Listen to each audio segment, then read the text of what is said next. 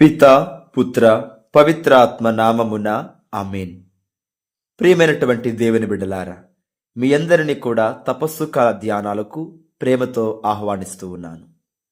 లూకా శుభవార్త 9వ అధ్యాయము 22వ వచనము నుండి, మనుష్య కుమారుడు అనేక శ్రమలు అనుభవించి పెద్దలచే, ధర్మశాస్త్ర బోధకులచే, ప్రధాన అర్చకులచే నిరాకరింపబడి చంపబడి మూడవ దినమున ఉత్థానమగుట అగత్యము అని పలికెను. మరియు వారందరితో నన్ను అనుసరింపకోరువాడు తనను త్యజించుకుని అనుదినము తన సిలువను ఎత్తుకుని నన్ను అనుసరింపవలయును.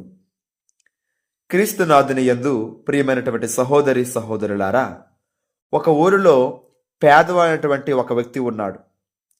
అతను కష్టాల్లో ఉండి దేవునికి ప్రార్థించగా ఒకనాడు దేవుడు ప్రత్యక్షమై అతనికి 2 వరాలు ప్రసాదించి అందులో ఒక దానిని కోరుకోమన్నాడంట.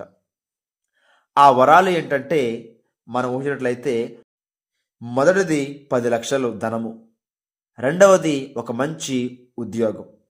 అయితే ఆ వ్యక్తి తనకున్నటువంటి బద్ధకం వలన 2 కోరికల్లో మొదలైనటువంటి ధనాన్ని ఎంచుకున్నాడు. కొంతకాలానికి ఆ ధనమంతా అయిపోయి మరలా కష్టాల్లో కూరుకుపోయాడు. ప్రియులకు దేవుని బిడ్డలారా, అయితే ఈనాటి దివ్య గ్రంథ పఠనాలు కూడా మనల్ని ఈ విషయాన్ని గురించే హెచ్చరిస్తూ ఉన్నాయి. మన ఎంపికను గురించి మాట్లాడుతూ ఉన్నాయి. ప్రియ సహోదరులారా, సువార్త పఠనములో మన సిలువను మనం మోస్తూ జీవించడమా, లేక ఆయన త్యజించి మన వినాశనాన్ని మనం కోరుకోవడమా, ఏది ముఖ్యమో ఎంపిక చేసుకోమని, ఏది కావాలో కోరుకోమని దేవుడు మనలను ఈనాడు ఆహ్వానిస్తూ ఉన్నాడు. ప్రియులకు దేవుని బిడ్డలారా, సాధారణంగా మనము నిత్య ఆనందం కోసం వెతకడం కంటే క్షణకాలం దొరికే సంతోషం కోసం ఆరాటపడుతూ ఉంటాం, వెంపర్లాడుతూ ఉంటాం, కోరుకుంటూ ఉంటాం. ఎందుకంటే ఈ క్షణకాల ఆనందం తర్వాత మరలా వచ్చేటువంటి కష్టాలను మర్చిపోతుంటాం. జీవితంలో నిజం ఎప్పుడూ చేదుగానే ఉంటుంది. ఆరోగ్యాన్నిచ్చే మందులు కూడా చేదుగానే ఉంటాయి విశ్వాసులారా. కానీ వాటి ప్రభావం మాత్రం మన జీవితంలో చాలా గొప్పగా ఉంటుంది. అదేవిధంగా విశ్వాస జీవితంలో కూడా దేవుని ఆజ్ఞలు పాటించి క్రీస్తు కొరకు జీవించడం కష్టంగాను చేదుగాను ఉంటుంది. కానీ దాని వెనుక మనకు దొరికే బహుమానం మాత్రం చాలా గొప్పగా ఉంటుంది.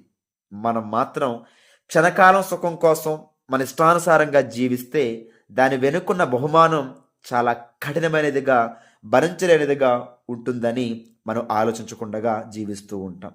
ఈ రాబో పరిణామాలను మనం ముందే ఆలోచించకుండా ఆ సమయానికి మనకు ఆనందం అవసరాన్ని తెచ్చే దాని వైపే మనం మొగ్గు చూపుతూ ఉంటాం, దానికి ఆకర్షణలుగా మారుతూ ఉంటాం. కానీ వాటి వల్ల జీవితంలో పర్యవసనాలు ఊహించని విధంగా ఉంటాయని కూడా మనం తెలుసుకోలేకపోతూ ఉన్నాం ప్రియబిడ్డలారా. కాబట్టి మన ఎంపిక అనేది నిత్య ఆనందాన్ని ఇచ్చేదిగా ఉండాలి. అందుకే ఈనాటి వాక్యములో దేవుడు పలుకుతున్నాడు, నిత్య జీవాన్ని ఇచ్చేటువంటి దేవుడైన నన్ను మీరు ఎంపిక చేసుకుంటే ప్రస్తుత కాలములో కొద్దిగా ఇబ్బందిగా ఉన్నా, కష్టంగా ఉన్నా, చివరకు దేవునితో ఉండేటువంటి గొప్ప భాగ్యాన్ని మనకు దయచేస్తానని దేవుడు పలుకుతూ ఉన్నాడు.